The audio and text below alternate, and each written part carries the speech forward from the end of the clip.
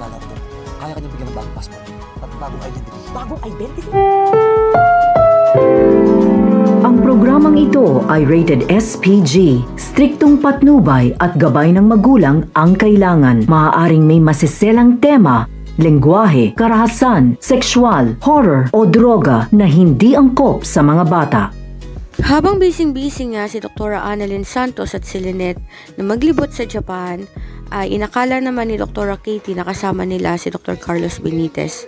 Subalit laking gulat niya nang makita nga ni Dr. Katie ang dalawa na si Dr. Carlos Benitez kasama si Moira.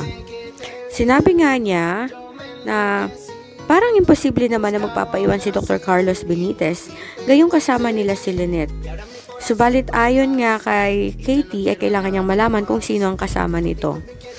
Nang humarap nga ang babaeng kasama ni Dr. Carlos Benitez ay si Moira ang kanyang nakita at hindi niya akalain na meron palang kaugnayan ng dalawa sa isa't isa.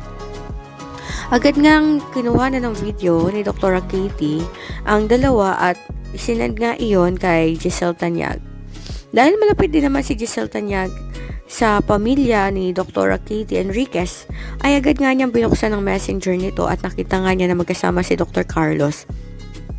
Agad nga niyang tinawagan si Dr. Enriquez at tinanong kung nasaan ang lugar na iyon o exact location na iyon.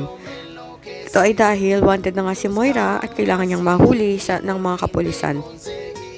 Agad namang tinuro ni Dr. Katie ang lugar kung nasaan sila at sinabing bilisan na lamang nito dahil maya-maya ay aalis na nga ang dalawa.